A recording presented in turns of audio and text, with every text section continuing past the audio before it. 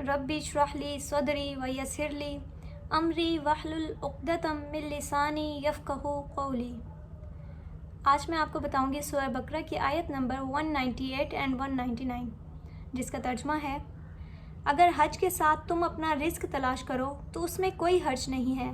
फिर जब अरफात से चलो तो मुज़दलिफ़ा के पास ठहर कर अल्लाह को याद करो जिसकी तुम्हें हिदायत दी, वरना इससे पहले तुम भटके हुए थे।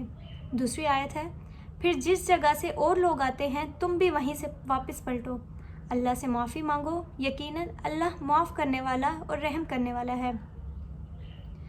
यह आयत इस वजह से नाजिल की गई थी कि जो कुरैश थे वो हज इस तरीके से करते थे कि मना से अरफात जाने के बजाय वो मुज़दलिफ़ा से ही वापस आ जाया करते थे, मतलब वो अरफात नहीं जाया करते थे।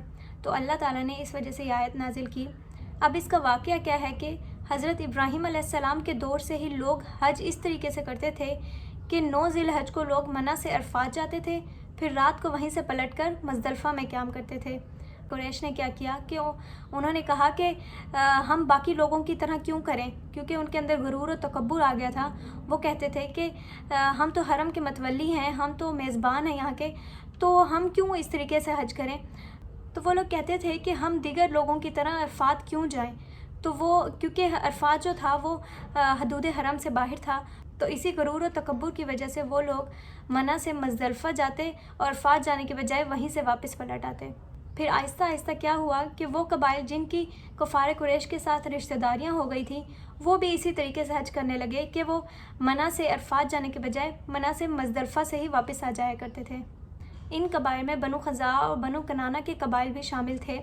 वो लोग ये कबाइल ऐसे थे कि दूसरे कबाइल से ख़ुद को ज़्यादा अफजल समझते थे, मतलब इनमें गुरूर और तकब्बुर था कि हम बाकी कबाइल से ज़्यादा अफजल हैं। तो अल्लाह ताला ने इस आयत में उनके गुरूर और तकब्बुर को तोड़ा और ये कहा कि जिस तरह से बाकी लोग हज करते हैं तुम भी उसी तरीके से हज करो, यानी मना से अरफात जाओ और फिर अरफात से मुज़दलिफ़ा की तरफ जाओ और वहाँ से वापस आओ।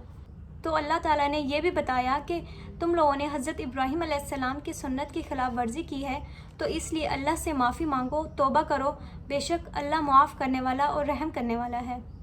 यानी इन आयात में अल्लाह ताला ने एक तो कुरैश को और उन लोगों को जो कि उनकी पैरवी करने लगे थे, उनको ये बताया कि जिस तरह से बाकी लोग हज करते हैं उसी तरीके से तुम भी हज करो, और उनके गुरूर और तकब्बुर को तोड़ा। और दूसरी आयत में अल्लाह ताला ने माफ़ी का भी कहा कि तुम लोगों से जो गुनाह हो गया है उसकी तुम माफ़ी मांगो, बेशक अल्लाह गफ़ूर और रहीम है, वो माफ़ करने वाला है। तो ये थी सूरह बकरा की आयत 198 एंड 199।